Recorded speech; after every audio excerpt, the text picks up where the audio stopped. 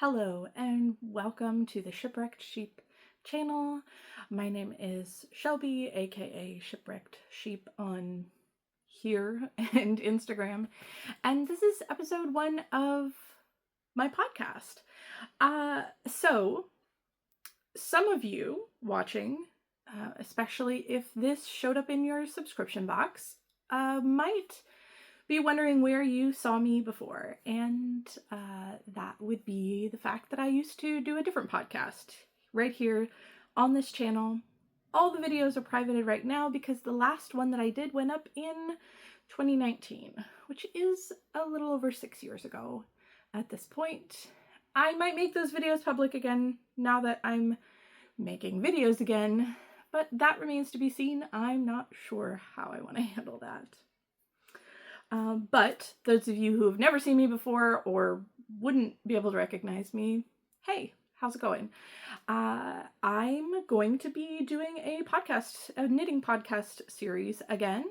I know that the word knitting podcast maybe has fallen out of favor in the 6 years since I last did it, but I'm still watching knitting podcasts that are new and being produced at a semi-frequent rate. So I'm still going to use that word because I like it, and it is how it is. So I'm going to probably be formatting these a little bit differently than I did in the past because this is a new podcast. This is us starting fresh. This is the Shipwrecked Sheep podcast, not what I used to call it. And so the format might be a little bit different, but I feel like it will be recognizable as what we as a fiber arts community have come to know as a knitting podcast or vlogcast or whatever. Listen, knitting podcasts transcend the current definition of what a podcast is, so don't worry about it. So we're going to talk about all the same sort of things that you might recognize from all your favorite podcasts. I'm going to talk about current projects, recently finished projects. I have a notebook with notes of what I'm going to do. We're starting on page 1 of a brand new notebook, which is weird. It's weird, right? To open a new notebook and start on page 1. We're going to do it. I already did it. I already wrote it. I'm also going to talk about some upcoming projects, kind of dream knitting, and I will include an acquisition section, but that's going to look differently to what I've done in the past and differently to what maybe other people do, but maybe it's not. Maybe it's going to look exactly like everybody else, and it doesn't matter.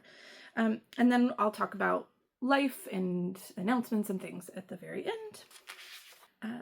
I don't fully know the scheduling of the podcast, if it will be, like, what day it'll be posted, but I intend to record every 2 weeks, starting with today, which is October 16th.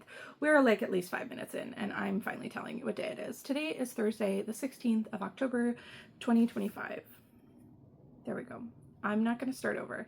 We're doing this in one take. I'm probably going to edit it, but we're going to do this in one take. So let me start with just what I'm currently working on, because I think that is what matters the most, probably, right? That's what I care about the most. So that's fine. So right now I'm currently working on I should have sorted this a little bit better. I threw like all the current whips on top, but I most definitely did not sort them in the order I wanted to talk about them. Okay, so let's talk about the first thing. I guess I forgot to say in the introduction, this is not just for knitting. I knit primarily. That's my first and focused love of yarning. But I do also crochet, and I have found myself crocheting more in the last several months than I normally would in the previous time of whatever ambiguous time frame. And then I also do spin on occasion, but I haven't done that in quite a long time. So at some point I'll probably talk about spinning, but right now I'm not. So today projects will be both knit and crochet, mostly knit. So this is my current project. This is a sock, if you couldn't tell. And I will start by showing you the finished sock that I just finished last night, and then I'll show you what I have working on in progress for it. So this is a sock pattern that is in, it's not really a sock pattern. It's in testing. Let's see, it's a test for Abby of the What I Knit YouTube channel / vlog podcast, whatever. I don't know if she does episodic podcasts, but she does a lot of knitting related videos and spinning. I found Abby's channel during the spinning event called Tour de Fleece over the summer. And I'm not going to get into what Tour de Fleece is right now, but that's what it is. It's a spinning event called Tour de Fleece. I found her channel during that, and I have been watching it since. And so this is the cuff down Flegel heel, or reverse Flegel heel, kind of working title there. And she designed this specific Flegel heel pattern. I really hope this focuses and that it's in frame. But this is that heel, and she's having it be tested, and she essentially, it's just a heel. It's a heel pattern, just like a lot of you might be familiar with the Fish Lips Kiss heel by Socks Therapist, I think. And that's just a heel pattern, and it's very in-depth, but it's a heel recipe for a sock heel. Anyways, so Abby has designed this specific heel construction that she's publishing. And so the idea was testers could make a sock of any kind. It could be any pattern, really. And I just chose a plain stockinette pattern, and I'm working it up in a DK weight gauge. The sock comes in, I think, it's around 10 different stitch counts. So I'm doing I think it's a 52 stitch count on a DK weight to fit me. Yes, this is a kind of a large sock, but I'm a larger size. And yeah, so this is to fit me. I typically prefer to knit fingering weight socks, but I decided it would be fun to do a very squishy, bright, fun DK weight sock. So let me talk about the yarn really quick. This is, and I have the label here. Oh, if I don't throw it on the floor.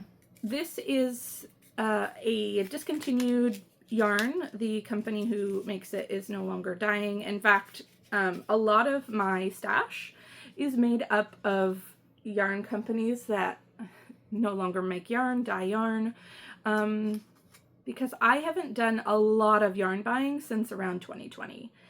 Most of my stash is pre-2020, and there's a lot of it. And that's part of the reason why I haven't bought nearly as much yarn in the last 5 years as I did in the 5 years before that, because I bought a lot of yarn. And so most of my stash is pretty old, but Gnome Acres actually stopped dyeing yarn even before like this was bought, because I'm pretty sure this was bought during their going out of business sale by my friend Atlas, and he gifted this to me, this skein of yarn. And so this is the Gnome Acres DK Bedazzled Gnome. So it's 75% superwash merino, 20% nylon, and 5% sparkle power, which is the stellina. And so I actually don't know how well the sparkle shows up on camera.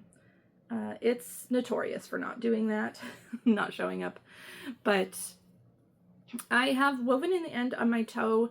I do feel like, although this cuff fits just fine, that the my cast on could have been just like a minuscule amount looser. So I'm gonna wait to do any weaving in of ends on this until after I've blocked it, just to like maybe let it, I don't know, grow, stretch, whatever. So I have started the second sock. I just finished this one last night. I actually have knit this sock at least once, 1.5 times already, because I first knit the heel flap. This might be easier to show you off the blocker. I first knit the heel flap, this part, 3 different times. Not because I was like doing it wrong, but because I was not liking the, you can't really tell now, so that's good. But on this side, the make one stitches, I wasn't liking like how loose they ended up looking once I finally knit over them. But on this side, they were just fine. They were really tidy. Now you can't really tell the difference, and honestly, that's fine. I did a couple of things to kind of maybe make them more tidy looking, including doing a make one right instead of left, and I didn't like that. And then I did some like knit through the back loop or wrapping the yarn the other way. It was a lot, and it's fine, but I knit that several times. And then on the toe, I started the toe decreases, let's see, that would be this round right here. Oh God, I'm gonna say this probably 4 more times, but I really hope that's in focus. This is the first decrease round right about here. I think it's a pink stripe right here. And I actually had brought this project with me to get my car serviced. I needed an oil change and a patch on one of my tires. And I ended up knitting probably 5 more rows, I think, beyond where I should have knit to start the toe. And then I started the toe without trying the sock on. And so then I knit like the first 12 rounds of the toe decreases. And so I had knit like this entire, from here up, entire amount before I realized it was way too big, and I had to frog all of that. So the entire toe and 5 rounds before where I had started the toe, and then I re-knit the toe. So I knit the toe twice at least. That's okay. When you're not working from a pattern, I wasn't working really from a pattern except for the heel. Sometimes you just have to make adjustments. The other thing I want to say about this yarn is I actually really adore the way that it sort of micro stripes. It does have some fun like collected pooling here where the striping pattern changes due to the increased circumference with the extra stitches of the gusset. But I actually really love how these look. They're very cute. Normally yarn like this I would use to make something for my kids, but I thought, you know what? I like having cute stuff sometimes. So I have started the second sock, and this is as far as I've gotten. Maybe like 3 rounds into the cuff. The other thing is notable that I'm sure you've noticed by looking at this. There is no leg on this. It is simply a kind of tall, chunky cuff. And then it goes right into the heel. And I like short socks with kind of a thick cuff. So there is that.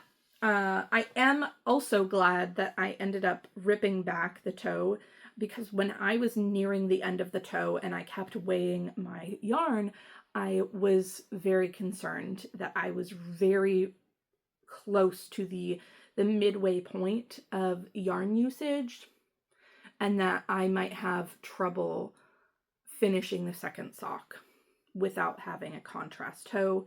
And I don't love the look of a contrast toe when nothing else is contrasting, like just the toe. And I also don't have really any good options in my stash of yarn that would, the color that would kind of go with this. So thankfully, I ended up using 45, did I write that down? I didn't write it down, but about 45 grams of the 100 gram skein on the first sock. And so that was too long to talk about one project, but I'm actually extremely enjoying this project, so I'm glad I told you all about it. Okay, so the next whip is actually in a really terrible spot to be showing off, but I'm going to show you anyway, and we'll just work through it together. Okay, so we're going to talk about this. Let me first talk about the yarn so that I can then set the yarn ball down. This is the Lankava, I believe is the pronunciation. Lankava. It's Finnish. Heli. Yeah. Lankava Heli, I think, is the way that you say it. This is color number 320, which is, I believe, blue-green. And so it's a sport-ish weight yarn. And I have 10 balls of this. I actually only bought 9 of them, but the shop that I bought it from is no longer going to be carrying this specific yarn. She's still carrying the brand, but this specific yarn she's no longer going to be carrying. And so I think she just had 1 extra left and threw it in for free. That was very extremely generous of her. Also, I know her sort of personally. We've been internet friends for like 15 years, so she might have just done it as a nice little gift. I have no idea why she did it, but I got 10 balls instead of the 9 I paid for. Anyways, let me figure out. See, this is... Why do I do this to myself? Okay, so let's see. Working yarn right here. That's this. Okay. So I had a little bit of a yarn barf problem. There we go. There's that. That belongs with the skein, the ball. I have picked up to knit the collar of this and then got distracted by the sock. So, sorry for that. Let me quickly... Oh, this is an extra long one. I didn't want the extra long one, but that's okay. Let me quickly put some of these stitches on this silicone tubing so that I can at least hold up the garment to show you better. So what's going on with this is I did pick up to do the collar, the neckband. However, I have not finished the body. I got to the end of a ball on the body and decided I would like to knit the neckband part of it, this part. And that way I could, when I try it on, to check the body like length and everything. I'm even in the middle of a row. Do you see this? That's the beginning of my row, and that's where I'm at. What am I doing? But I had decided that I wanted to knit the neckband so that when I try on the body, to check the body fit, I would have a better sense of how the garment will lay. I have blocked this 3 times mid-project. So you're going to see a funny line in the middle. I'm not rowing out. I'm not having a gauge issue. It's because I blocked part of it and I have knit since then. So I think this is probably a good representation of what we're working with here now, okay? So this is a V-neck, which is why I have a little stitch marker right here in the front.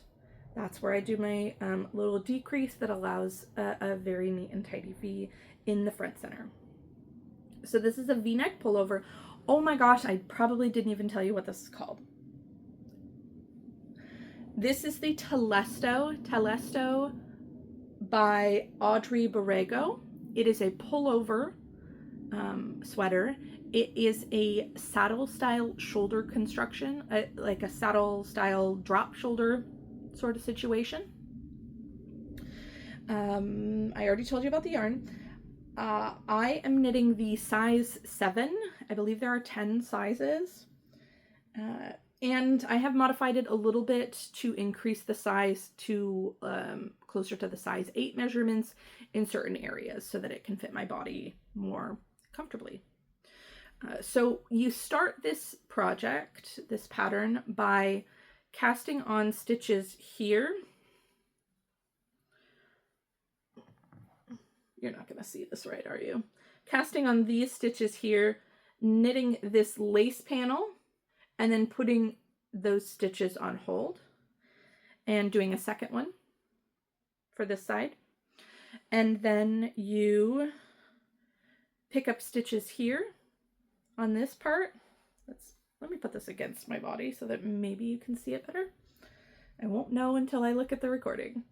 So you pick up these stitches here and you knit down, increasing on this side for your V-neck. I don't think we did increases on this side, but we also did can you hopefully see? There is a detail along the edge. And then you do the same on this side. And then you knit down. And then on the back, you pick up stitches here and you knit a couple of rows and a couple stitches here, doing a few increases on either side. And then you join in the round pretty quickly after about 5 or 6 or whatever rows on each side. And then you knit the back panel. And then once you have, and that edging detail is on the back as well. And then once you have knit those both to the correct length, you join in the round and then knit the body all the way down. I have made a few modifications in that on this design, when you join in the round, you're joining the 2 front panels and the back panel all together. And for me, and for the fit that I knew I would want for armhole depth and V-neck depth, I knew that I would want a slightly less deep V-neck compared to what I needed for my shoulder or armhole depth. And so I joined the 2 front panels and then knit, I think, around 1 inch before then joining the back panels. And then before I joined the front and back in the round, I blocked it flat. And I might have a picture of that, and I might have put it on the screen right now, and I might be talking while it is on the screen. I don't know. But I blocked it flat, and then I joined it in the round, which is why at this section right below the armhole, you can see that, maybe you can't see, maybe the lighting is not good enough or whatever, but I can see in person that up to here, roughly, up to here roughly, this is a lot smoother and my stitches look a lot nicer, and down here they just look a lot less nice, and that's because these stitches down here have not been blocked. Anyway, the body stitches are on hold. They don't probably need to be on stoppers anymore because I'm not using this needle that I'm using here on the collar, the neckband, because this uses a smaller needle. So I could probably put the other needles back on here. But yeah, that's maybe you can get a sense of what is going on here. If you cannot, because it looks ridiculous. I'm so sorry. But that's my Telesto pullover. I hope to get back to working on the neckband very soon, and I might block it again after I finish the neckband before I continue on to the body and the sleeves. I anticipate at least 2 more mid-project blocks on this pullover, and I've already done at least 2 because I blocked the shoulder panels before I even picked up stitches from them. And then I blocked it flat before joining in the round. So that's the most mid-project blocks I've ever done already, and I anticipate doing 2 more. So this might win the personal Shelby Award for most blocking done on a project during the knitting process. Whatever. So that is that. I'm going to set that aside. I don't have these projects in a project bag. I know you're thinking, what are you even doing? Why don't you have them in a project bag? The answer is because I do 97% or more of my knitting at my computer desk while I'm watching shows or movies or YouTube on my computer. And I don't put them in a bag. I just throw them on the, not this desk, this is my writing desk. But I just throw them on the side of the desk. Imagine my computer is here. Whatever. I don't put them in a project bag. The other 3% of the time, I have this one project bag that is my traveling project bag. In it goes the yarn that I'm working on and the project that I'm working on. The Telesto even fits in this, still, at least. But this little kind of dop bag, whatever you want to call it, boxy project bag, that's what I put everything in when I'm traveling, no matter what the project is. So if I'm riding in the car or I'm taking it somewhere with me, it goes in this. Actually, not even all the time. I literally put this project just straight into my purse yesterday when I took my car to be serviced. So the real answer to why I do that actually is less about the fact that it's convenient to just plop it down on my desk and more about the fact that I have so many extremely old whips that I don't have really any more extra project bags. Maybe I will make a let's look at all my old whips video. Maybe I won't. There's that. Next, I have one more current project that I'm working on that's actually almost finished, and I would have hoped to have it be done by now for reasons that I will describe while I'm showing it to you.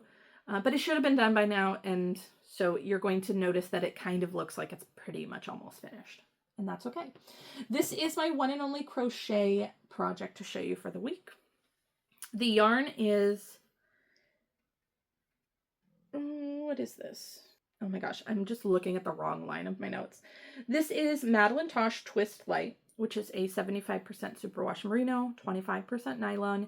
It is a kind of heavy fingering weight. It is not the same common 75-25 base that a lot of indie dyers use. It is a like specifically milled for Madeline Tosh yarns. In the colorway Bioluminescent, this was an exclusive colorway for Eat Sleep Knit, the online yarn shop and local yarn shop located in Georgia. I cannot think of the city name right now. In Georgia. And this was an exclusive colorway in 2018, so it's not available. I'm sorry if that disappoints you. There's a million other pink yarns out there, I promise. And because I currently have this on my crochet hook, I'm pulling a big loop that we're going to just ignore for now so that I don't lose where I'm at. This is a cardigan for a doll. Yep. This is a cardigan for a doll. And I am in the middle of doing the edging.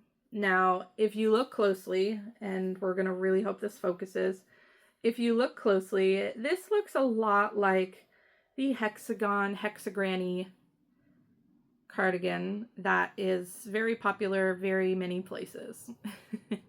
And that's by design. But it is designed to fit Bubu dolls. So this was my first prototype of this design, and this is the second one that I'm using as I create the photo tutorial. I don't need to take it off to show you, but that's what the design looks like. And I'm nearly done, as you can see. I am just doing the edging right now. Now, this has been fun to work on, but it is a little bit of a technical sort of fun thing, because unlike the hexagranny cardigan, where you create a hexagon, you fold it, you seam it, and then you crochet extra on the arms, because the design allows for the same length from your underarm to your waist for your underarm to your wrist. And because hexagon sides are the same, as each other. And in the process of designing it for the Bubu doll, as you might know by looking, the length from the underarm to, I don't know, the waist is so much significantly longer than the length of the underarm to of the arm. And so the project starts out like a hexagon and then quickly devolves into a very cursed looking shape. And that is something that I had to draft and find out through trial and error on my own during this process of doing this one. And so I'm writing it up. It will be published as a pattern, and I will likely also make a video tutorial. But right now, I'm making the photo tutorial that goes with the written instructions. So it's nearly done. I'm quite excited about it.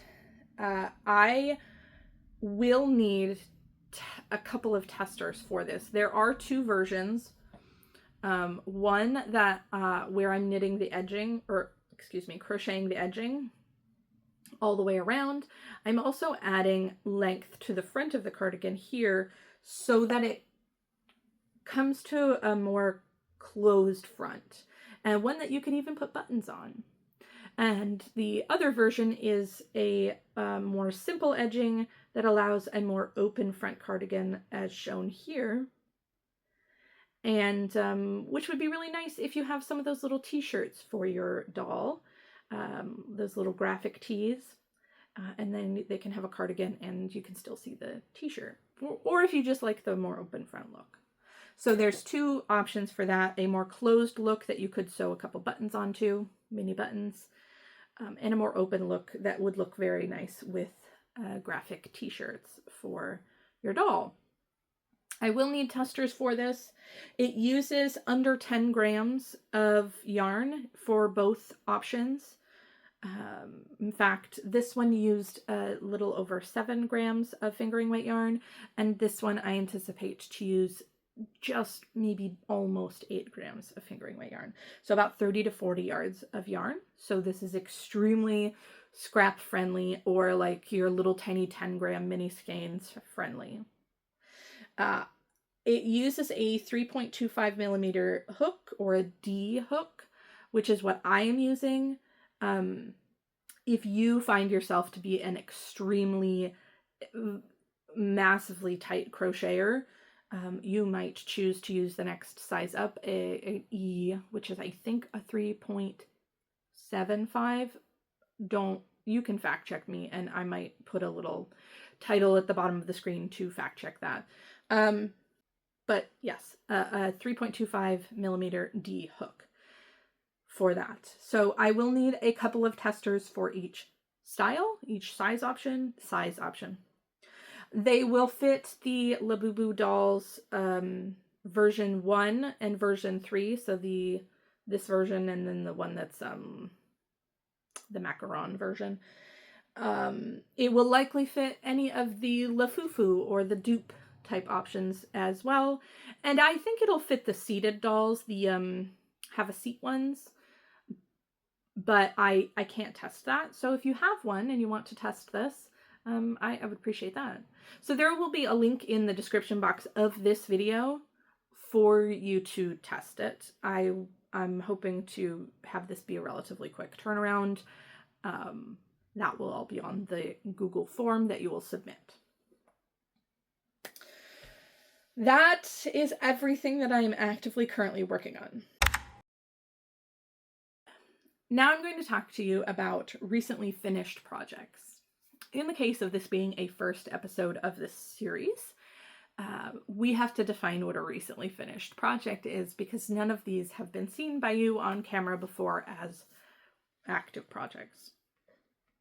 So I'm defining that as finished since the 1st of October, so roughly 2 weeks.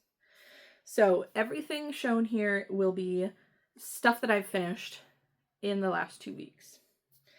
Now, the first thing that I'm going to show you is technically finished being knit, but it is not fully assembled. You will see it again next episode. This is the Juliet headscarf pattern. We're going to talk about this for a few minutes. So the yarn, let me dig into my little yarn bucket here.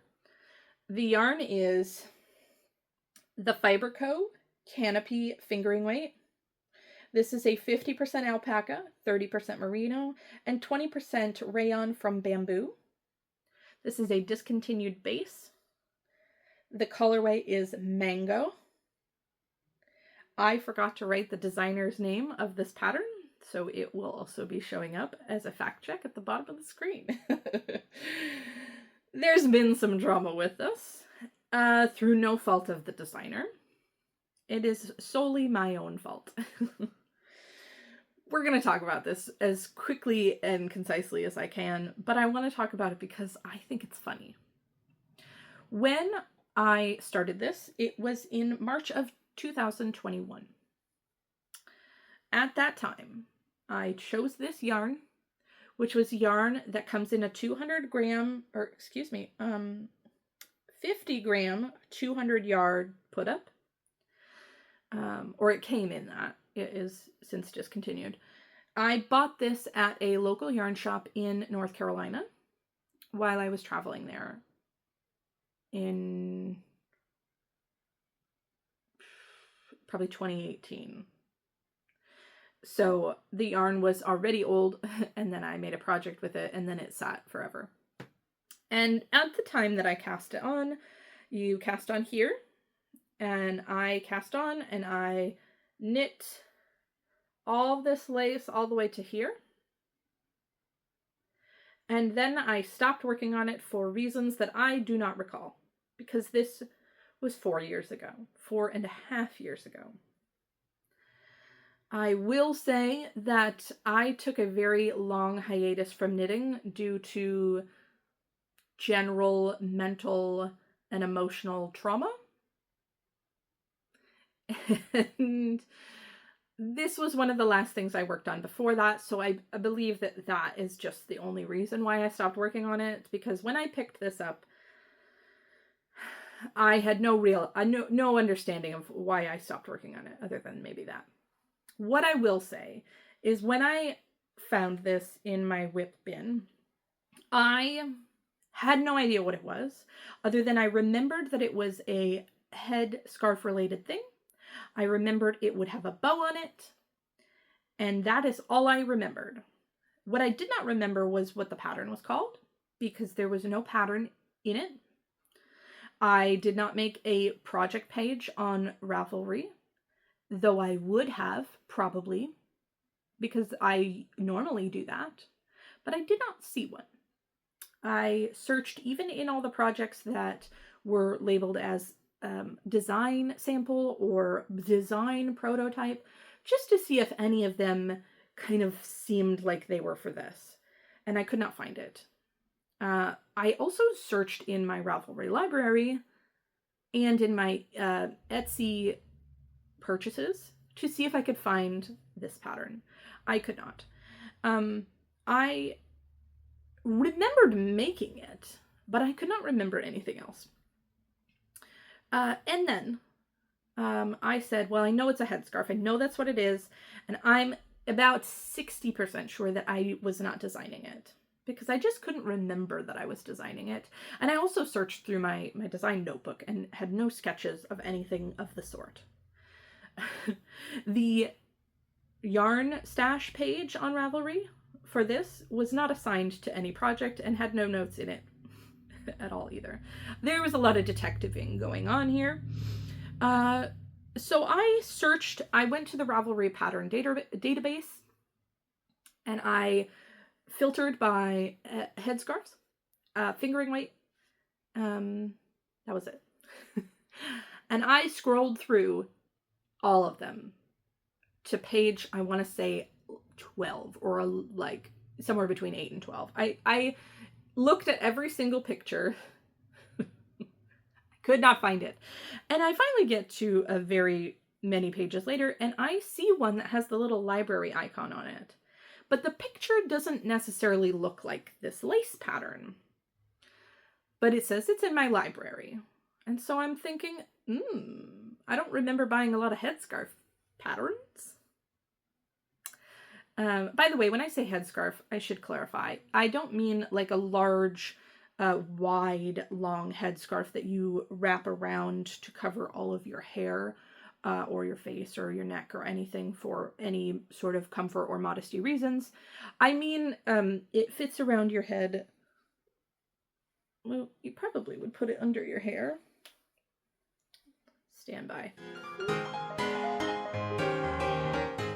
This is all twisted probably, but essentially it goes around your head like this, like a headband, but it's a little bit thicker. And then there's a bow here. Anyways, I click on it, and it is the right pattern. It is Juliet by designer name I don't know at this time.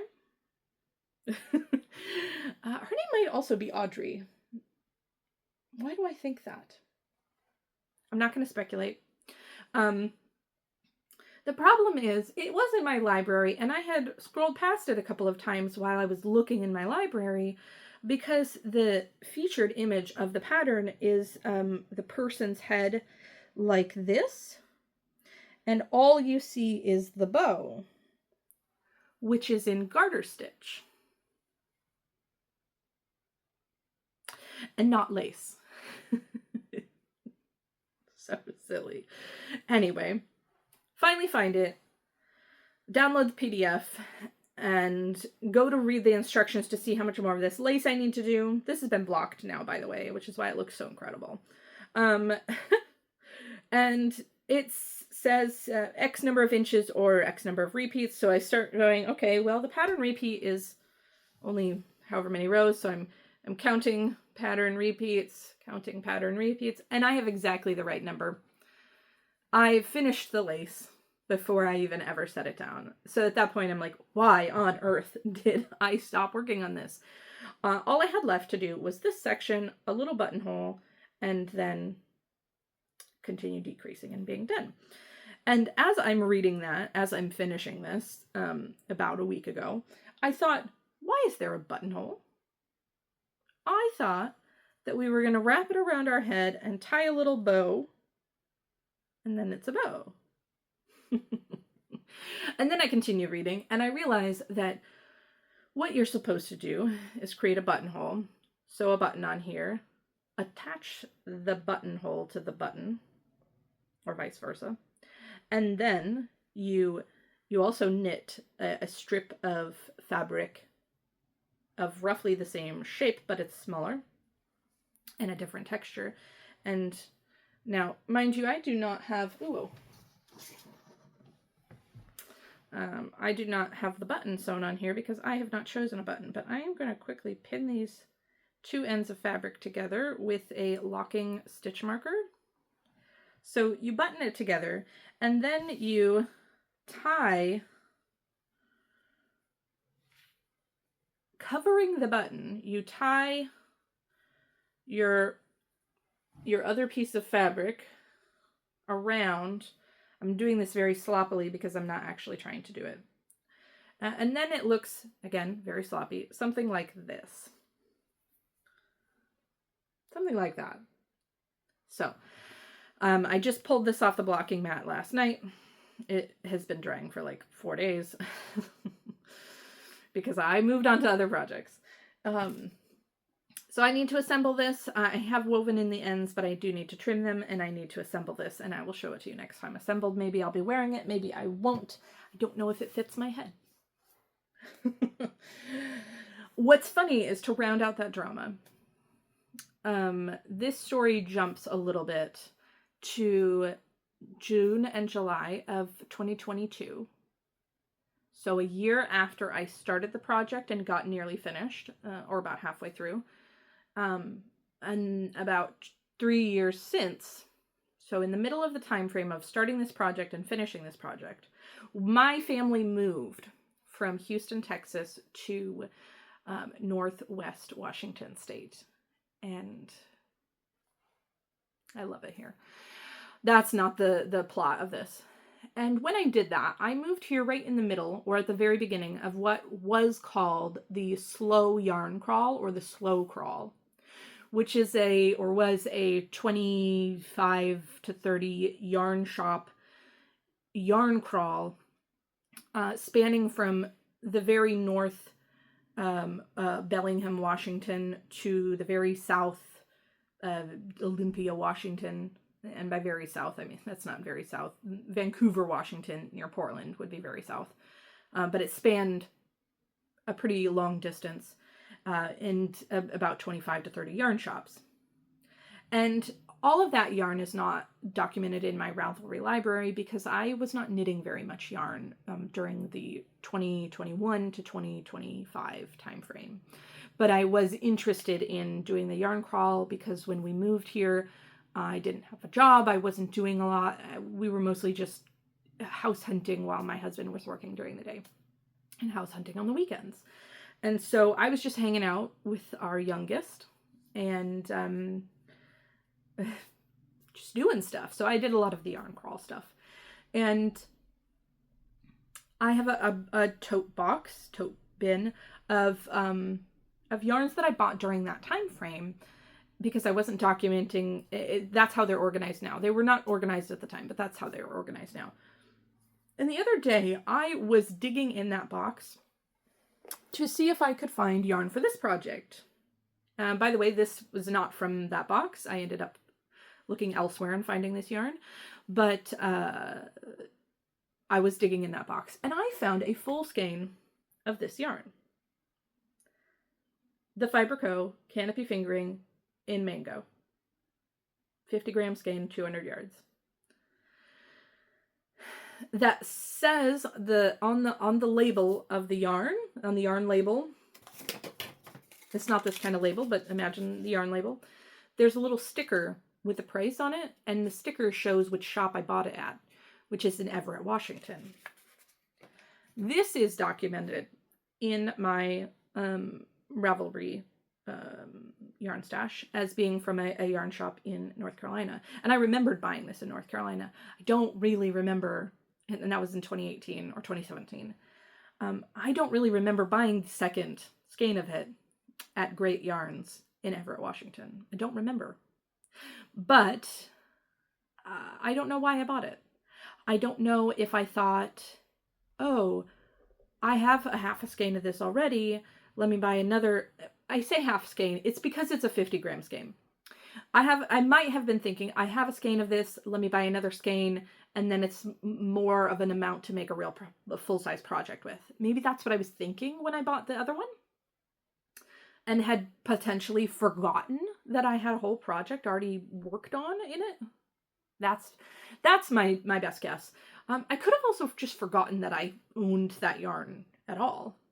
I will say I didn't bring it in here with me, but it is the same colorway, but it's definitely not the same dye lot, and they do look very slightly different. So if I had tried to work on them in a project together, it might not have looked right, and that's okay.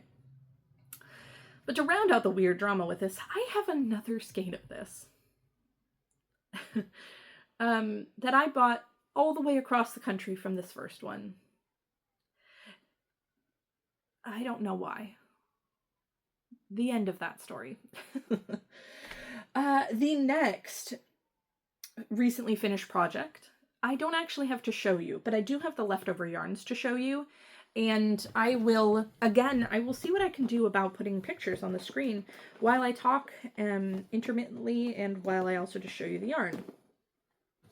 So, oh, I skipped one. That's okay, I'll come back to it. So this project that I don't have to show you consists of 2 separate items and 2 different patterns.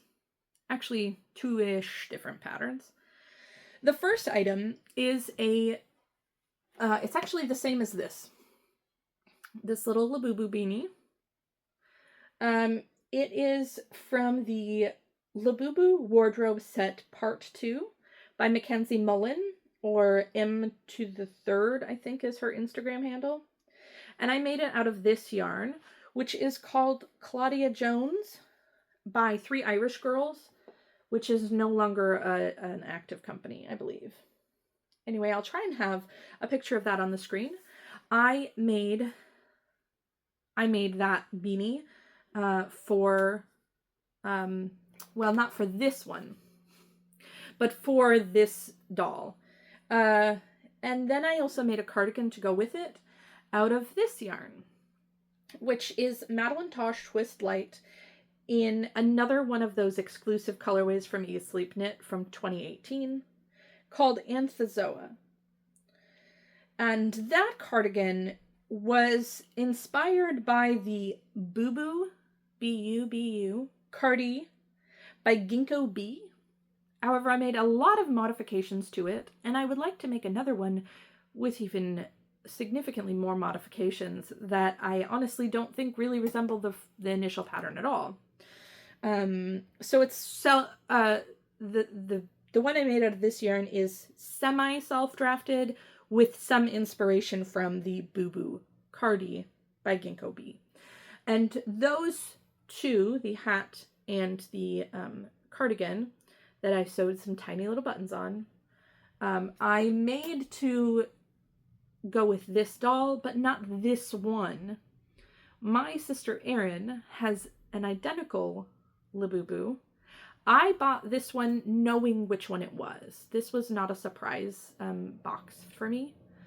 And at the time, I also had one for her, but it was a surprise. I didn't know what it was. It was a sealed box. And I had sent it to her. And I didn't tell her that I had this one. She only knew that I had this one. And she opened it. We did a video chat and she opened it and was shocked and surprised and super happy to find one that she would like, because she likes the colors of this one. There are some in the series she doesn't like. And shocked me. I didn't know she was getting this one. And I immediately turned around and said, "You're never gonna guess." And I pulled this one out and I said, "We have twins." So we have twin Luck Labubus. And ridiculous, I know.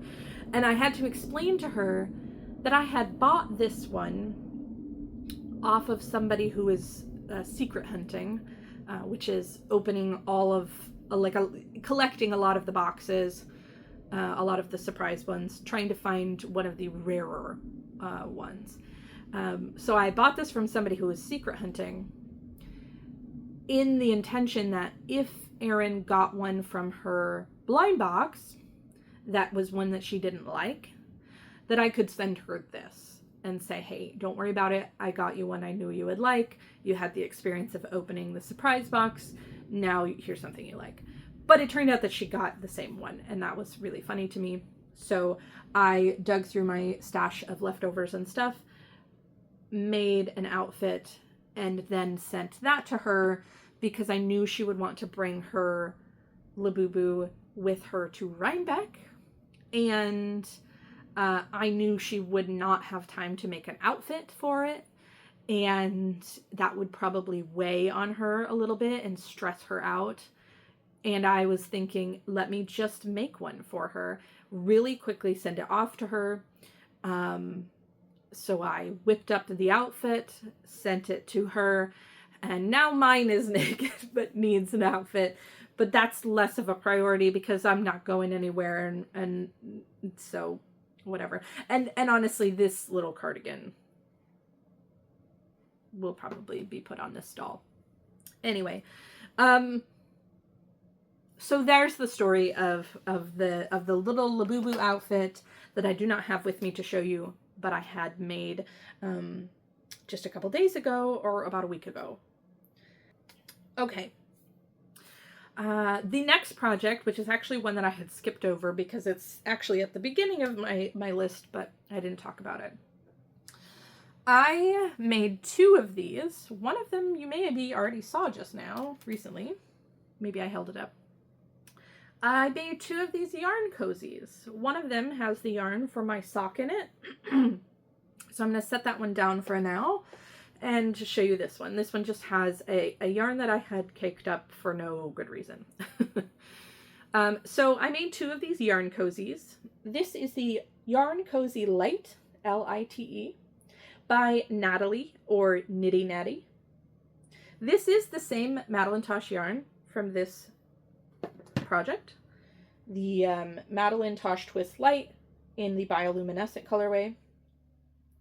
I used about 15 grams for each of these, which is about, I want to say 40, maybe like 60 yards.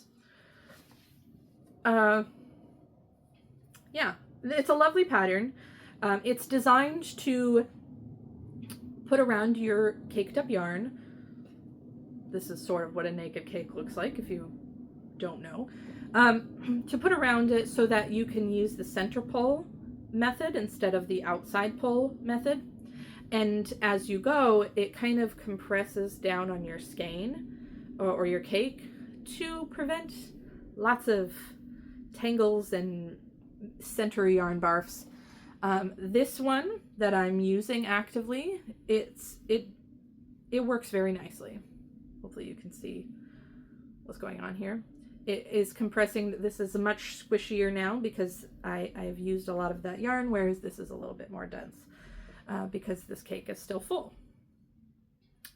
Each of these is very minusculely different in that when I made this one, I forgot to cast on a couple stitches at the beginning of the I-cord edging. So it looks a little bit funny right there at the end. And then this one, I did remember to do that. And I made a little modification where instead of finishing the I-cord by pulling the yarn through the stitches and then sewing in your ends, I tried to pick up the first 3 stitches of the I-cord from the very beginning of the bind off and tried to sort of graft it together. And I don't know if you're going to be able to see that. It looks a little bit tidier than the first time I tried it, simply because I actually remembered to cast on 2 extra stitches to start the I-cord. But it's still not super seamless. So I might mess with it again, or next time I make one of these, I might just follow the pattern's instructions. I don't know. But I made 2 of these to enter into the Boston Jen of the Down Cellar Studio podcast hosts the pigskin party make along during the football the NFL football season. I'm not super active in that group, so I can't give you instructions on what it is. But if you go to the Down Cellar Studio podcast group on Ravelry, you'll find information there. But this was one of it's like the monthly challenge make, and I thought, well, I was gonna maybe make one of these anyway, so let me join that. So I ended up making 2. They're very cute, pink. I'm not a big pinks person, but there we go. I just had some leftover yarn in my scrappy bins, so that's what I made it with. Let's see. I don't know if I have any more details. Oh, I did time myself when I made the second one of these, which actually this is the second one. I timed myself and it took me about 4 hours to make it, which is so funny because in my head, when I was making the first one, I actually knit a significant amount of this while I was at Knit Group. There's a local knit group that meets on Mondays and Saturdays. And I went to my first ever one 2 Saturdays ago. And it was fine. I can't go every Saturday because I work every other Saturday. So I'm hoping that I can join this knit group every other Saturday. I don't want to go to their Monday night ones because I'm exhausted Monday nights after work.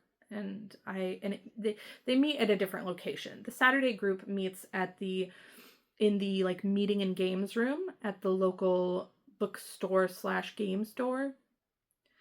And the Monday night group meets at a bar, a local tap room, whatever. And that seems like a lot of like overload of stimulants going into a bar. don't go to bars. So Saturday morning, I can commit to going to the every other Saturday knit group. The first one I went to was almost 2 weeks ago, and I was working on this at the time. And while I was working on it, one of the other members of the knit group, she was talking about these bags that she makes and sells at one of our local shops. And in my head, it kind of went, oh, she sells bags that primarily people who do yarn crafting would buy at one of these local shops. It's not a yarn shop. It's just a consignment store for handmade goods. And I thought, oh, I wonder how long it would take to make one of these. And you could sell yarn cozies. And I'm a personal believer of not really monetizing your hobbies too much, because historically I have done that and it has not gone well. Not that it hasn't been lucrative, but also it's not good for my mental health, and it's not good for making my hobbies fun.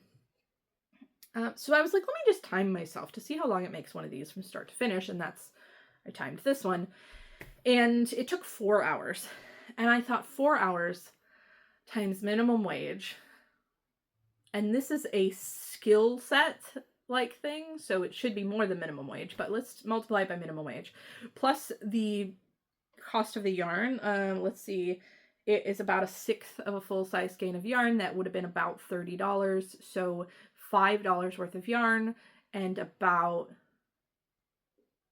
$65 worth of time. So if you want a $70 yarn cozy, I will start selling $70 yarn cozies. I'm not actually going to do that, but it was just fun to think about the cost of the things that we make if we were selling them for what they're worth. Also, minimum wage here is $16.66 an hour. That's the Washington State minimum wage. It's higher in Seattle and much lower on a national level. So if I was selling this for the federal minimum wage, it would maybe be a $35 yarn cozy. But I believe the federal minimum wage is garbage, and the local minimum wage is barely enough. So there's that. I'm not selling yarn cozies, but it did take 4 hours to make one, and that's fun to know. The last recently finished object is again a project that I don't have with me, but again I have the leftover yarn bits to show you. So I am going to put as many pictures as I have of this on the screen as we talk about it, and we're going to talk about it. So, let me also grab the label. Okay. So this is a self-drafted pair of socks that I have been working up as a design for, I want to say, my first iteration of this design was 7 years ago. And I gifted those socks also to the same friend. So, whatever. So the main color yarn of these socks is this yarn that was dyed by hand from a friend. So this is not like an existing yarn brand. He called it Frogget Fibers, Fiber with Attitude. And he dyed a couple skeins of this yarn for me about a few years ago, and dyed some yarn for himself, and doesn't matter. But it's not a yarn you could buy or ever could buy, as far as I know. This is called Wrinkle in Time. It's a fingering weight yarn, 400 yards to 100 grams, 75% superwash merino, 25% nylon. But isn't that a cute label? Like, he drew that label.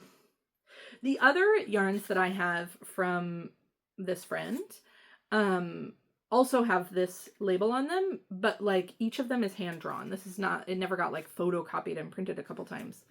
It was redrawn every time, and I just love that. This is one of my favorite friends ever in the whole entire world, and I just love their art, and I wish I could see more of their art more often. I have other of their art pieces in my home because I've received actually a lot of art from this friend, and I love them. So this is the main color. And then it also contains, did I imagine I took the other yarn out? Where did it go? I know I didn't imagine it. All right, well, we'll start. Oh, it's on the floor. And then the contrast colors were from my scrap bin-ish, sort of. This is Kindred Red Rad Sock, a 75/25 Super Rush Merino Nylon, 463 yards to 100 grams. In the colorway, the Crystal Gems, I used about 8 grams. And the orange is Teal Torch Knits Sock, and I used about 6 grams. And this is a orange one-of-a-kind from the Gashapon machine at Flock Fiber Fest. And if I can, I will be putting a little video of me getting this little guy out of the Gashapon machine at Flock. So these 3 yarns together make up these socks that I'm currently not named. This specific project was called the I Have No Business Casting on These Socks project, which is not going to be the name of the design when I finish it. Other working titles are Not Your Basic Biatch, but that's neither here nor there. Neither of those are actually real names for this pattern. I don't know what they're going to be called. I don't know what else to say about these socks. I don't have them with me, although there should be a picture on the screen either right now or intermittently as I've been talking about it. I used a size 1.5 US, which I think is some level of 2 point something millimeters. Oh, actually, you know what? I might even have those needles in this bag. 2.5 millimeter. These are the needles I used. Anyway, I knit these socks for my friend Atlas's birthday, and I was extremely excited about the fact that I managed to have them arrive to their home on his birthday. I knit socks for Atlas 7 years ago for his birthday. The first prototype of this sock design. And I just thought it was far too long since the last time I knit my friend a pair of socks. So I used yarn that he had sent me, plus a couple of scraps, and made another pair, and worked more on this was the second prototype of this sock. And actually both socks are a little bit different. You'll notice this in the picture. The striping on near the toe is a different sequence because I was trying out some things. Still not sure how I like it, but I was trying something out, and yeah. I think I'm very close to being ready to make a more final prototype, and I'll talk about that in upcoming projects. But I love making socks for other people and me, but I like making things for my friends and my loved ones, and also I like making things for myself. And I don't have any strong feelings about whether being a selfish or only making things for yourself knitter or crocheter, or being a very gift-focused, generous knitter or crocheter. I have a good number of people in my life that are very make-worthy, worthy of receiving handmade things. And I have a good number of people in my life who are not. And I think I'm a pretty make-worthy person as well. So I make a good number of things for myself and a good number of things for other people. And this just happened to be something for another person. And so that's why I don't have it. So let me take drink of some water, and then we're going to move on to the next section, which is going to be upcoming projects, and I will show you about the next pair of socks that is of the same design. Again, I am going to just say, I realize that this is getting a little long, and I hope that in the future that maybe episodes won't be as long, but I can't make any promises, and I hope that you've been taking breaks. So I'm going to make 2 more pairs of this sock design that is a working title being called No Business Socks, but I really don't think that's what I'm naming them. I'm going to make 2 more pairs, at least one for me and at least one for somebody who has smaller feet than I, because I don't want to make two of my size, two pairs of my size of this design. So I'm going to make a pair for myself and a pair for somebody who has smaller feet.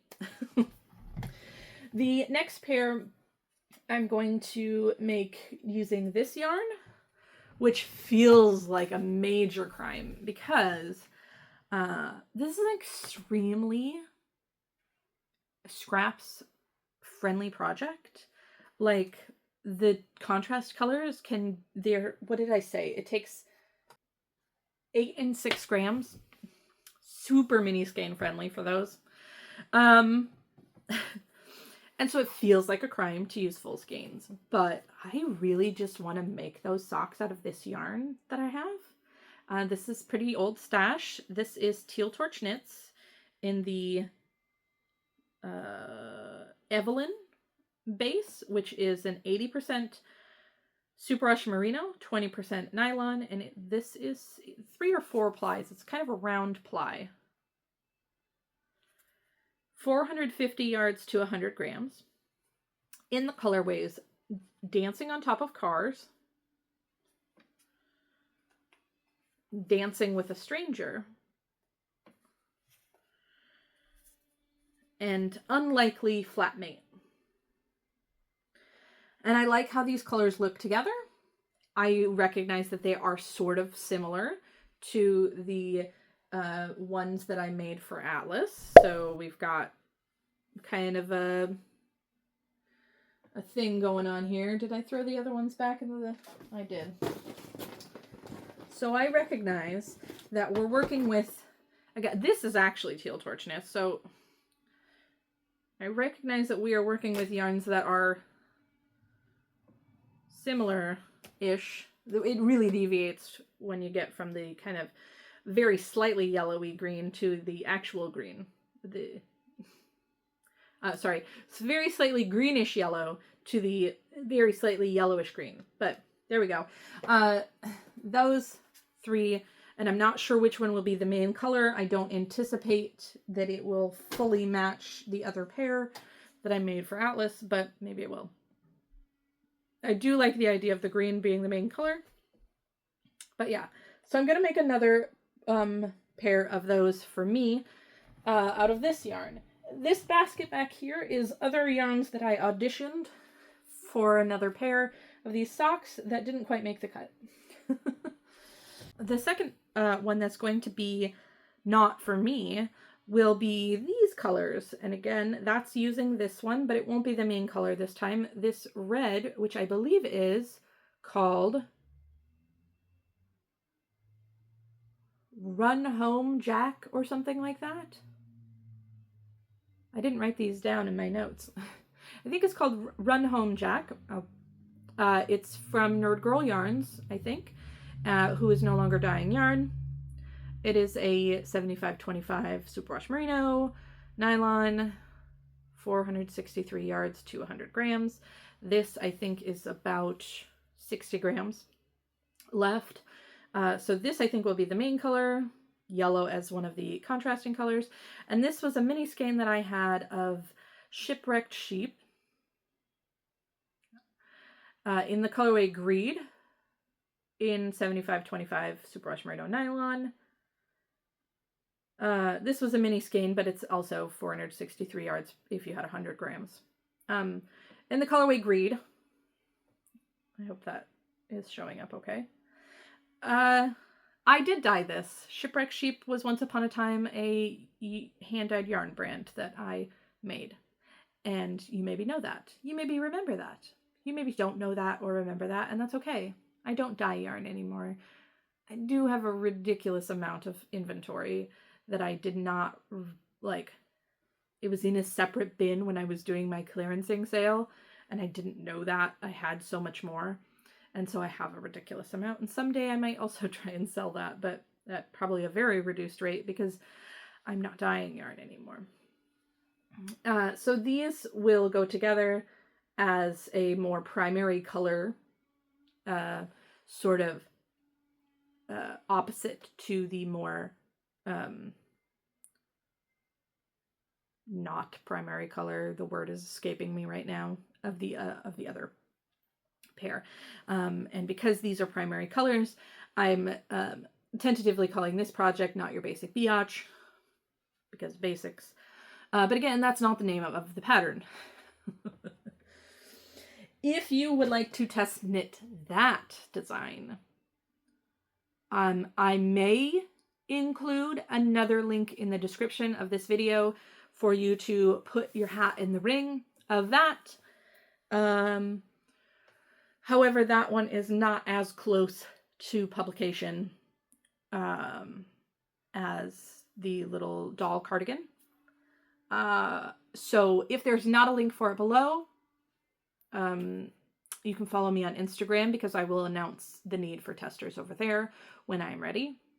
And you can subscribe to this channel if you're not already, so that you don't miss whenever I do talk about needing testers, if I don't already put the link below. And if I do put the link for a form for that below, you won't be contacted anytime in the next couple of weeks, because I'm not ready for that to actually be tested. So the second upcoming project is actually an accumulation of a couple of upcoming projects. And by that I mean, I know the item I want to make, I just don't know the pattern yet, and eventually I will make all of the patterns, but not all of them next. I hope that makes sense. I'll get into it. It will become clear soon.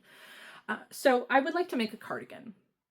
I have quite a few hand knit pullovers. I'm making the Telesto.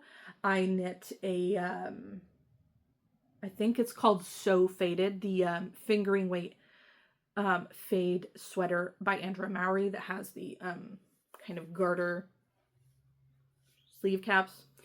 I made a Very Bad Lizard by Jen Manulette. I have a lot of commercial, like store-bought long sleeve sweaters. But I don't really have a lot of cardigans, and not really any that I've made. I have 3 cardigans that I wear regularly, especially now that it's colder. They're all store-bought. I love them all very much, but I would like to make myself a cardigan. Generally speaking, I would like something that does button, but does not have to, especially if it's a style that looks really nice open. Because all of my current cardigans, the 3 that I wear regularly, do not button. They're just open front cardigans. And I like that style. I'm just curious about maybe having a more closed one. So this is where I pick up my notes and talk to you about the ideas that I have. And I do have yarn for these, or mostly. And so I will show you the yarn I plan to use as I talk about it. So first on my list is the Straya cardigan, or just simply Straya by Andrea Mowry. This one, for my size, would require 5 skeins of a main color of fingering weight yarn, and about 1 and some of contrasting color, or 4 contrasting colors of about 30 grams each, because it's written to have 4 contrast color striping, but I could use 1 contrast color as long as I had enough of the yarn. This pattern is a I think it has buttons. I believe it's a buttoned, slightly oversized cardigan in a half fisherman's rib texture, which is a very dense texture. And it kind of can, a lot of people who have made this or are making this, it takes quite a while, because you're using a very thin yarn and you're making a very dense texture. And so similar to how brioche stitch works, you knit, in order to get the depth of a full stitch row of like stockinette knitting, you actually knit that row twice to get that full depth, because that's how half fisherman's rib works. So this one would be kind of a labor of love for myself, and that's okay.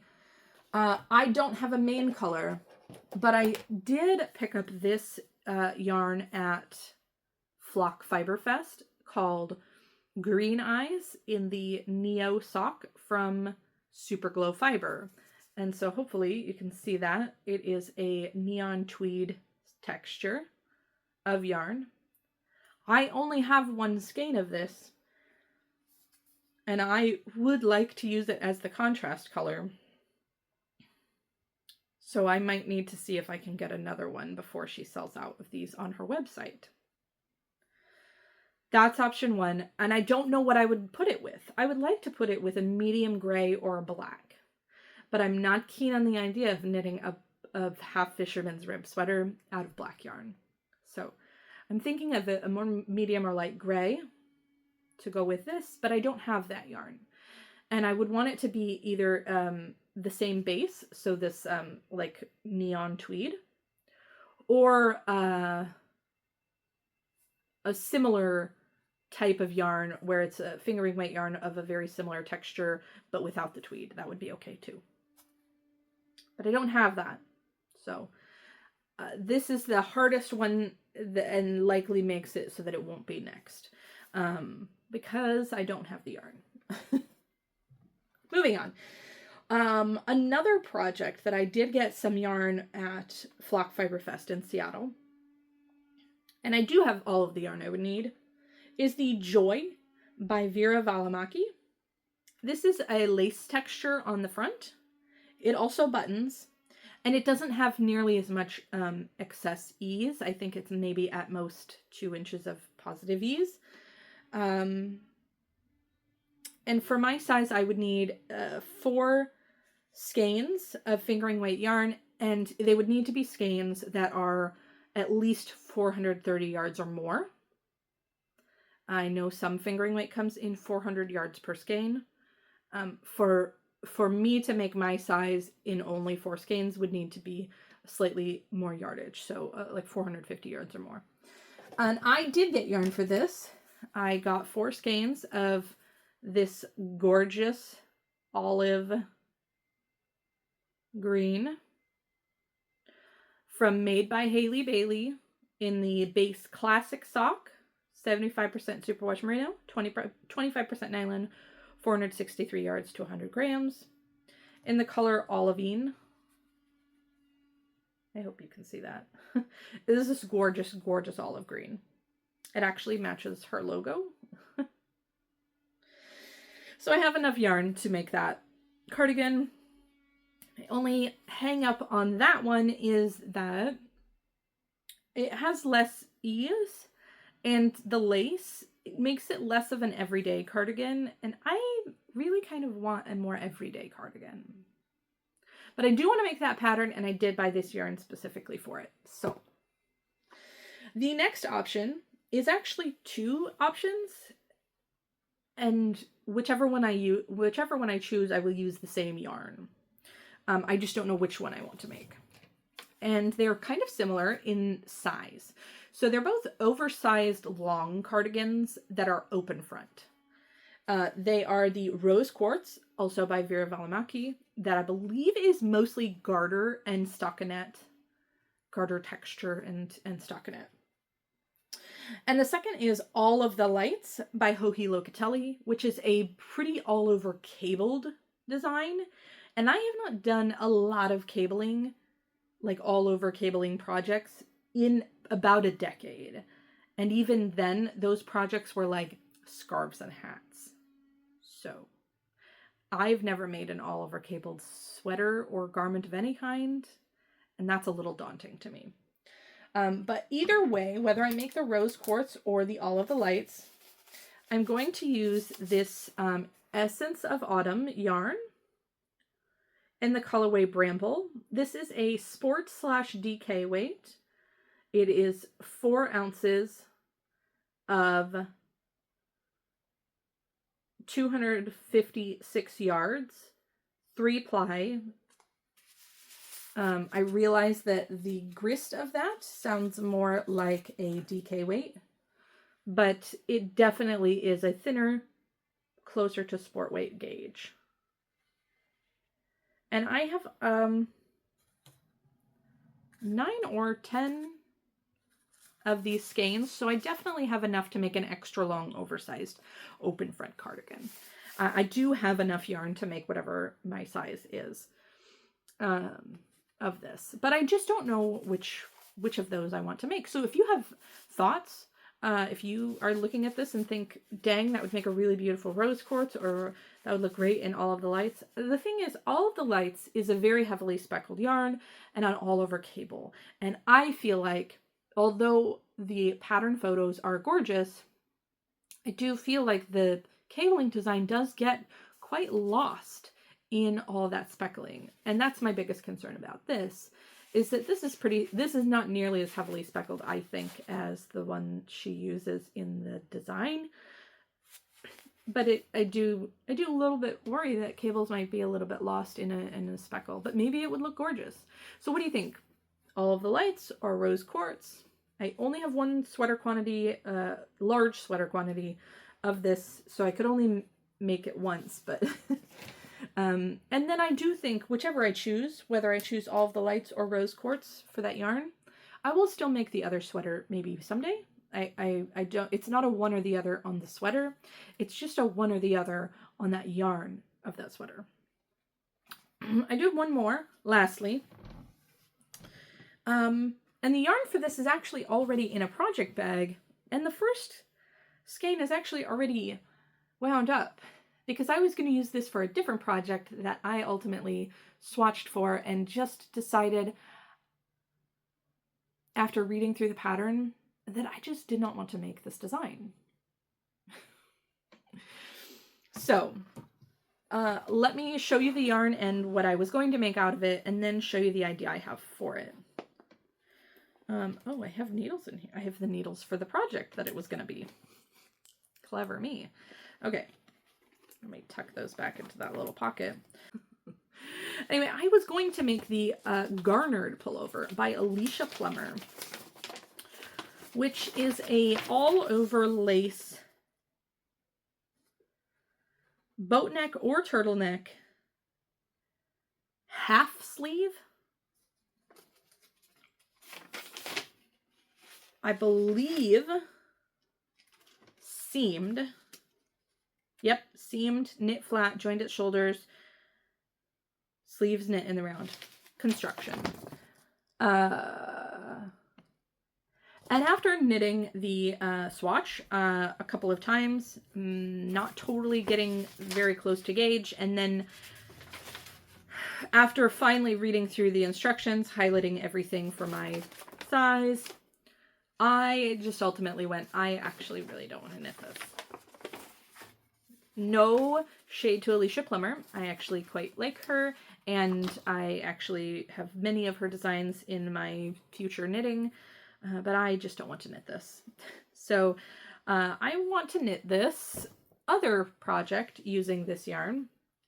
This is Shipwrecked Sheep Comfort Aran, which is an 80% merino, 20% alpaca. I believe the merino, I believe it's superwash treated, but I'm not totally sure. In the colorway Pickles. I have plenty of this yarn to knit whatever I want, really, probably. I'll have to double check. I think I have enough to make the Farmhouse Cardigan by Amy Christopher. Amy Christopher. This is a textured waffle stitch kind of texture body with stockinette sleeves, and it has pockets. Also, All of the Lights and rose quartz also have pockets, in case that matters to anybody. Straya might also have pockets. Honestly, I think they all have pockets except Joy. That's neither here nor there. This would be the Farmhouse Cardigan. That is a beard hair. Not my beard. Anyway, so this is the yarn that I would use to make a Farmhouse Cardigan by Amy Christopher, or Christophers. I didn't put an S in my note, but I think it needs one. So maybe I'll make the Farmhouse Cardigan. I actually really like that one as well. I like the texture. It's got a sort of shawl collar. I believe this one does not have buttons. I think it's meant to be open front. Rose quartz and all of the lights, I think, are also open front. Anyways, I don't know if I said that. So, all of that to say, please help me pick. Give me all of your opinions. Give me every opinion you have on this. Be kind, but give me every opinion. Should I make the farmhouse cardigan out of pickles? Should I make the all of the lights out of bramble? Should I make rose quartz out of bramble? Should I make joy out of olivine? Or should I make none of those and buy more yarn? Don't really want to do that. And make striya. Eventually I will have to buy the yarn to make striya because I do not have anything suitable for it. But do I skip all of those and do this? That's really the least priority. I love the idea of working with this yarn, don't get me wrong, but and I'm very excited to make this striya, but I just don't have the yarn for it, and I'm not interested in buying any right this second. So what do you think I should make? If you say don't make any of those are all really dumb, I will respectfully disagree, and so don't maybe waste your typing. If you say make one of these with a different yarn, I also respectfully disagree because I probably don't have the yarn and won't want to buy it. So those are the options. Those are the yarns. Tell me what you think. If you think all my color choices are stupid, I'm sorry, but I really like green and you can't change that. So we're just going to move on from that. The next section of the podcast, I think, will be much shorter, so we're going to talk about that really quickly, and that is acquisitions. In most knitting podcasts, the host will talk about their recently received, purchased, or received, whatever, objects related to their yarn crafts, and usually that's yarn or notions or related. So we're going to talk about those. I have mentioned or alluded to the fact that I don't really buy a lot of yarn these days. And I don't actually enjoy buying yarn anymore. I have what we lovingly refer to as a stash acquisition beyond life expectancy, or SABLE.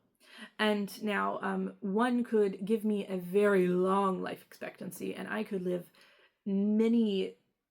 I could live so long, it would be impressive, and they would write newspaper articles about me, and I still probably have more yarn than I know what to do with. And I'm not really ashamed of the position that my yarn stash is in, but I am realistic about the position that my yarn stash is in.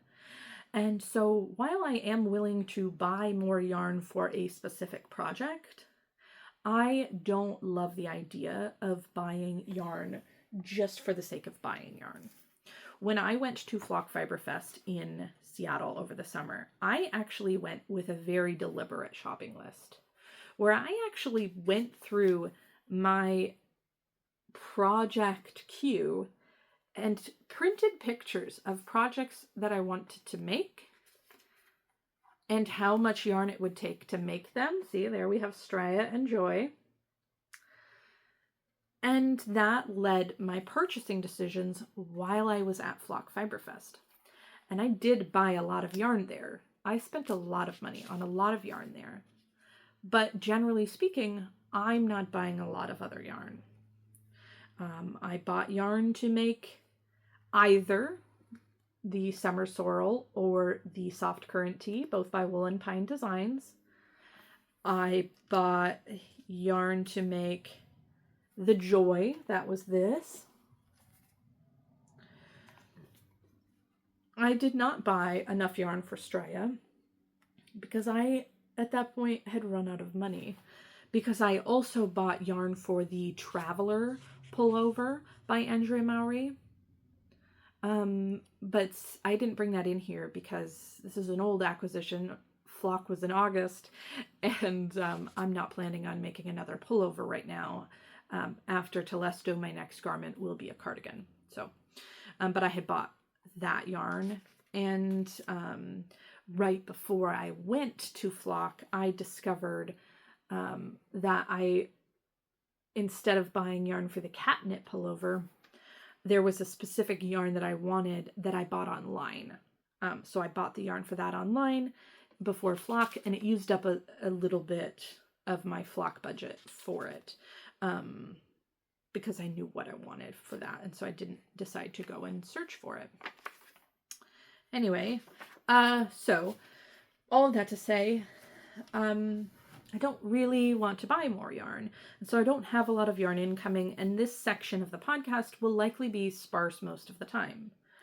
I did buy the yarn for the Telesto right before I started the Telesto, so I bought that in very late August, early September, and again, I didn't need to buy yarn, and I didn't need to cast on the Telesto pullover. I have to backtrack. So we're going to put acquisitions on hold really quickly. Telesto is a knit along with finished knits, finished with two N's, the Finnish like Finland, the Finnish people. Finishedknits.com, and I'll put details here and in the description box, is run by my friend Nora. Like I mentioned way back when I was talking about buying that yarn, Nora and I have known each other as internet friends for 15 years. I've watched her children grow up via Facebook and vice versa, and I encouraged her to join the Eat, Sleep, Knit Yarnathon many years ago, and that devolved into her getting very into knitting, and she is Finnish. She lives in the United States, but she is Finnish. She's from Finland. And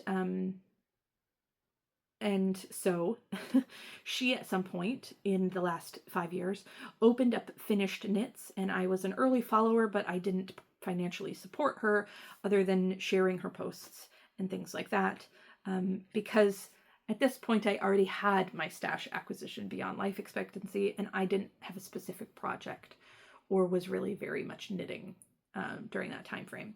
And she announced the Telesto knit along, and I decided I would support her shop finally by buying a sweater quantity for the Telesto pullover and joining the knit along.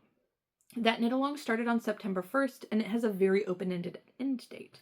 So if while I was making the Telesto, and you're still here this many hour later, watching this, if while I was making the Telesto you thought, actually, that looks lovely, despite the fact that it's a rumpled up mess on my needles, if you thought that looks lovely, I would love to wear that and make that, that knit along is happening, and there's loads of time to join, as I am many miles ahead of the other participants. While I had started and initially started making the Telesto, almost all of the progress you've seen of it was monogamous knitting. I worked solely on Telesto for all of September, almost all of September. So, most of the people participating in that knit along have barely just finished the lace of the shoulder. So, if you'd like to make that and join it, I will leave a link to at least her Instagram, maybe her website. I don't know if I can leave a link to the Discord. I think that she has links on her pages to that, but it's happening on the Discord app. The knit along is happening there. So I highly encourage you to join if you would like, and let's return back to acquisitions. So all of the preface of saying all of that is that I don't have new yarn to show you this week other than the loads of yarn I've already shown you, because we're just still kind of getting to know each other in this first episode, and you're getting to know what I'm working with, what kind of projects I'm working on and want to work on. And so that's why I've shown you so much yarn beyond what I'm actively working on.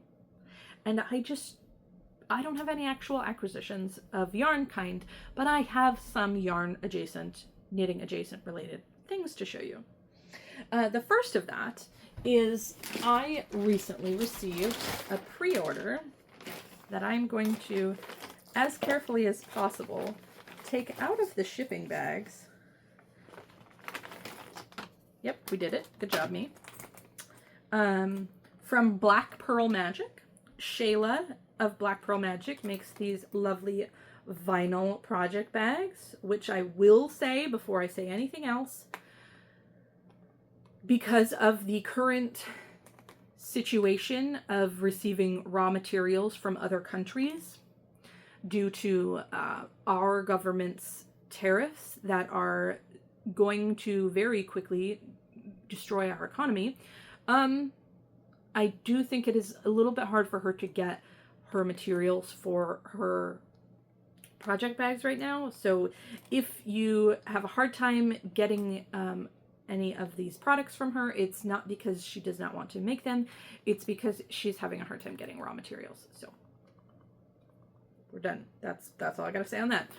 But I participated in a pre-order of these, I believe they're called the Mini Bewitched Boxy style, and it's basically a little boxy notions pouch. It's got a clip, it's got a zip, and these are stuffed with paper to help them keep their shape. But I got this one in like a pea green zipper with a blue sparkle vinyl. That is going to be a gift for my youngest child. She is 10 years old and she is a knitter. The next one I got is this more translucent and not transparent hearts, iridescent holographic hearts with a sort of purple pastel rainbow silver zip. This will be for my middle child, who is a crocheter. And this clear glitter with a neon green with a purple iridescent zip. This is very similar to one that I bought for myself during Flock, because she had a booth at Flock. The only difference is it has black stars on the vinyl. I didn't bring it in here. That's okay. Oh, she sent some, oh, I didn't even see this. She sent a little container of locking stitch markers that are pink, and it says, "Thank you for supporting my small business." Shayla. That's so sweet. Anyway, this one is not for me, although I like it quite a lot. It actually sort of matches the one I got, with the exception of it doesn't have the black stars, but the zipper matches and the stitching matches. This one is for a future giveaway for a viewer of this podcast.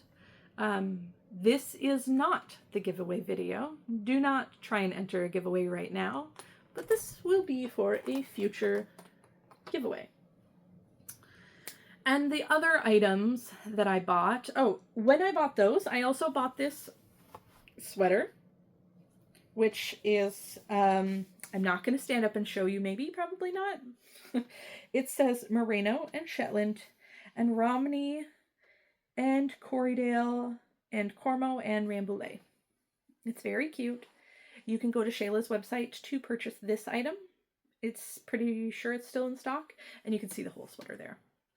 And then the other thing I got, she was doing mystery bags where you would order the style of bag you wanted, and she would send you whatever design she wanted, but you would order the specific style. In that, she also included some of these locking stitch markers, which means now that I have 2 of these, I might include one as part of the giveaway prize.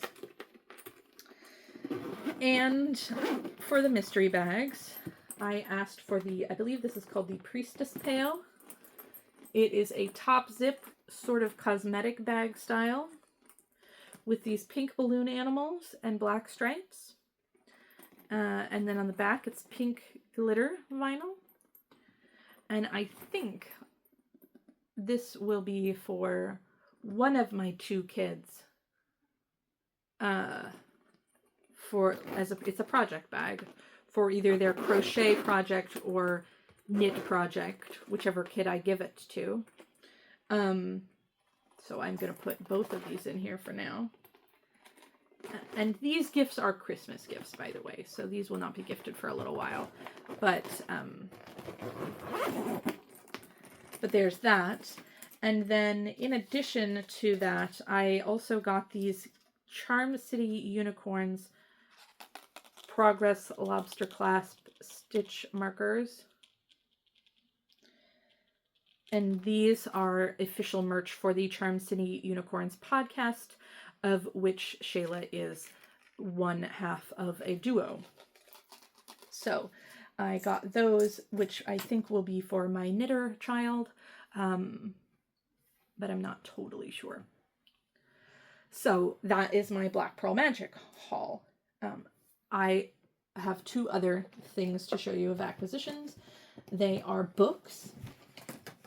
I recently checked out from the library the knitting pattern writing handbook by Christina McGrath and Sarah Walworth.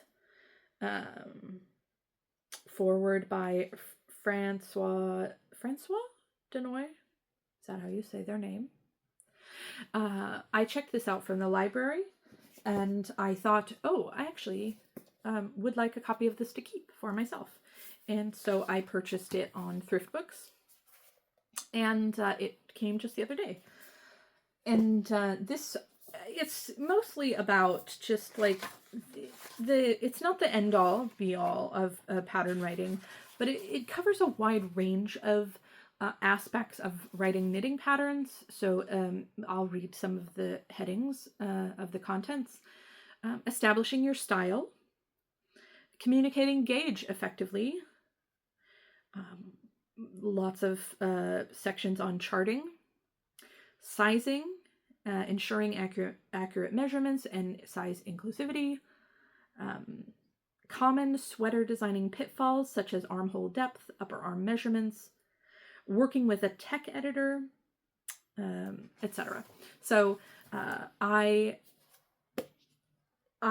think that after reading a little bit of this, I think it is about 20% content helpful to people who design accessory type knitting patterns, and a bulk of it is more helpful for people who design garment patterns.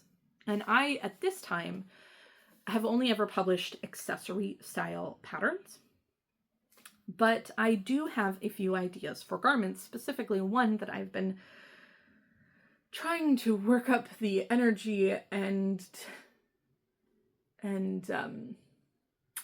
executive functioning to design a specific sweater that I've been imagining for approximately the last 8 years or so. So hopefully this helps. I also have a stack of books that I borrowed from my neighbor, and who is a knitting pattern designer. It's so lovely to have a neighbor that's a knitting pattern designer. We knew each other before I moved here, and I got remarkably lucky to discover that we were neighbors. I knew that she lived in this town. I didn't realize I was buying the house next to her. And this is a long story, or it's not that long, but she recommended that I look for a house in this area because she likes living here. We started looking for a house. We put in an offer on a couple of houses. This one got accepted. Several days later, we discovered that it was next to hers. So our backyards connect. She lives one street over. Anyways, I did borrow some books from her and got some extra recommendations from her. And then also I checked this one out from the library and then bought it. This is my copy. And then when I was buying that one, I decided it was past time for me to go ahead and buy Vanishing Fleece, Adventures in American Wool by Clara Parks, and A Stash of One's Own, Knitters on Loving, Living With, and Letting Go of Yarn by Clara Parks. I have not read either of these, but I would like to. I have read the Clara Parks... Nope, don't know what it's called. I think it has a yellow cover. And I will put the title below. Should be on the screen now, hopefully. So if you're not paying attention but you want to know, look at your screen right now. I have read that many years ago, probably 15 years ago, and I remembered enjoying it, and then I followed Clara Parks on social media, and I've been following her ever since. And I was not able to afford to purchase Knit Stars this season, and Clara Parks is featured on Knit Stars this season, and I was, honestly, I would have bought it for her, but I just could not afford it. And so I thought I could afford some used books. Who needs knit stars? We have knit stars at home. We have Clara Parks at home. That's not true. I am actually very regretful that I wasn't able to purchase it, but I had other more pressing expenses, and so I didn't. So I have that book now, or those 2 books, or those 3 books total, and I'm quite excited to dive into them. And the last acquisition is also not yarn. It's sandals. And you're thinking, I'm sorry, but what do sandals have to do with yarn making things? I feel like many sock knitters will immediately, upon seeing these, understand what sandals have to do with knitting. I will explain to you. It is a sock knitter's joy and delight to find clear shoes, to show off their hand knit socks more readily.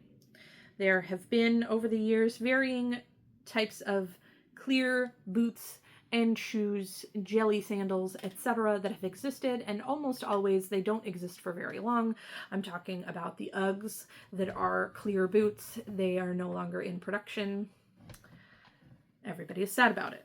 But I found these. They are the Funky Monkey brand of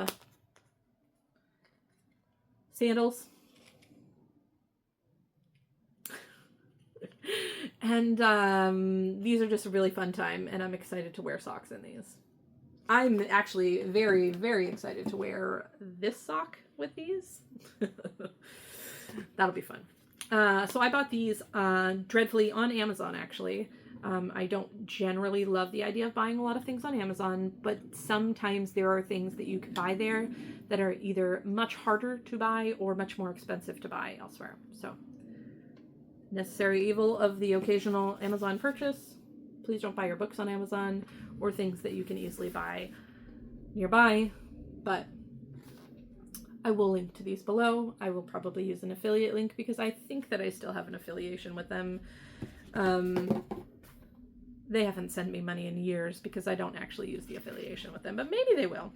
Anyway, I'll include a link to these below. I think they're still available.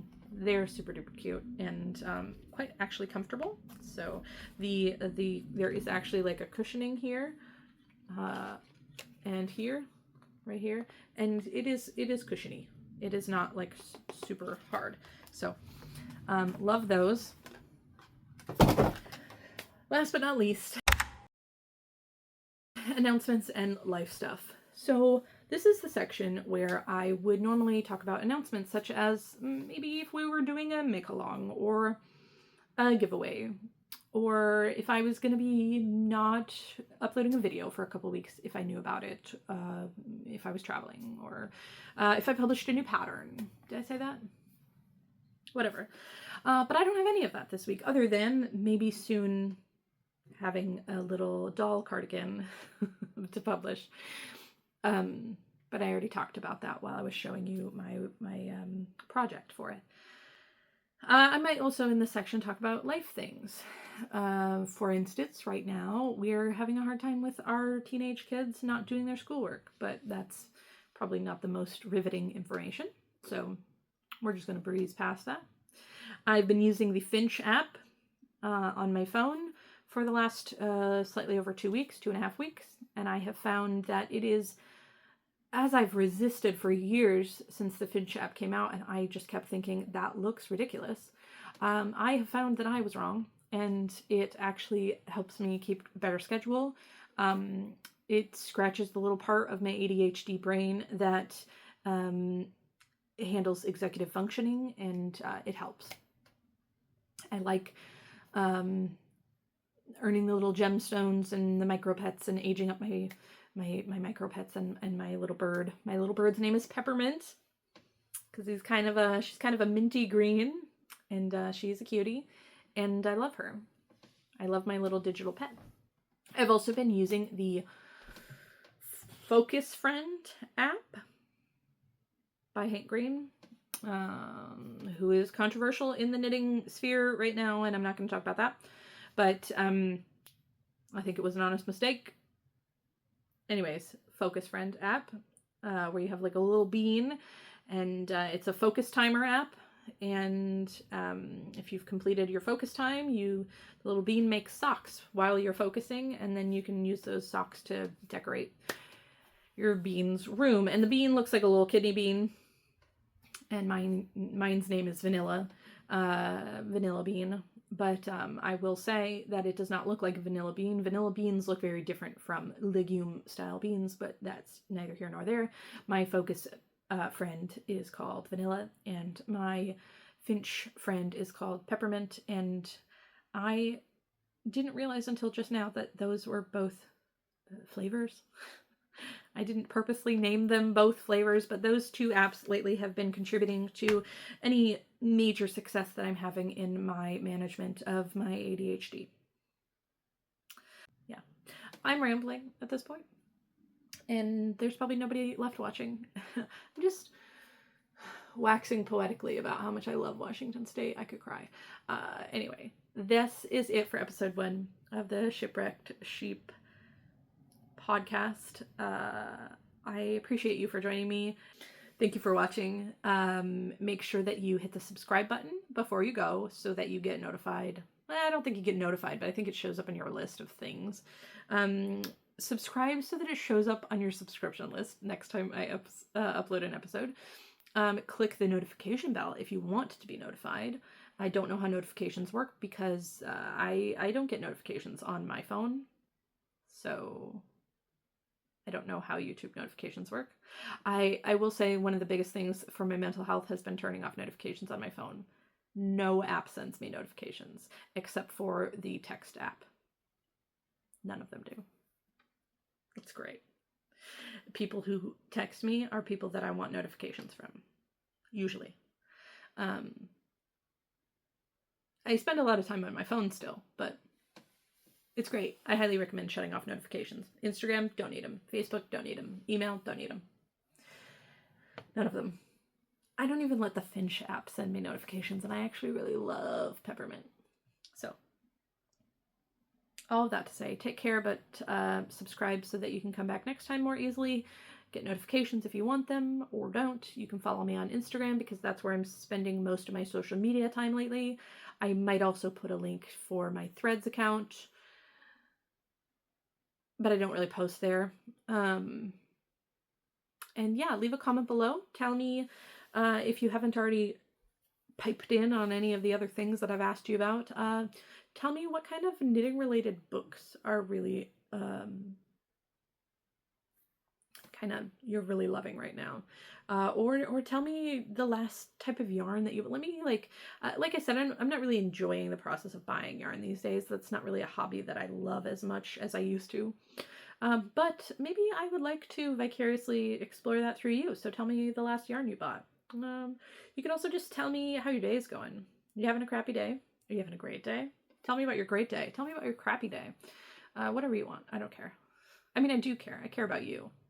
But I don't care how you choose to express yourself, only that you do.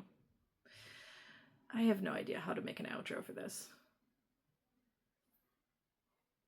See you next time. Bye. You could do this. It's maybe been like 6 or 7 years, but you could do this. I wish that I could see what I look like. But it's not worth using the front-facing camera, so I just hope that I don't record this whole thing and my hair looks stupid.